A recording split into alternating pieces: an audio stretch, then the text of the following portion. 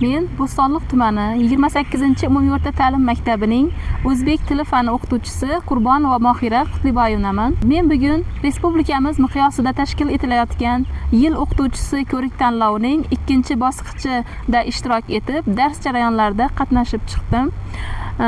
8-B sinfida sport va sog'lik mavzusida dars o'tdim. O'ylaymanki, o'quvchilarga darsim manzur bo'ldi. Hakamlar hay'ati ham yaxshi baholaydi degan umiddaman.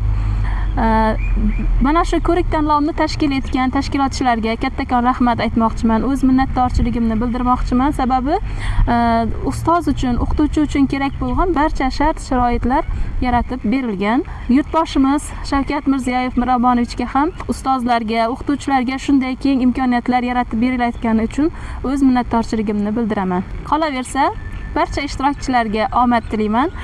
Hammamizga 3-bosqichda ishtirok etish va birinchi o'rinlarni olish nasib etsin.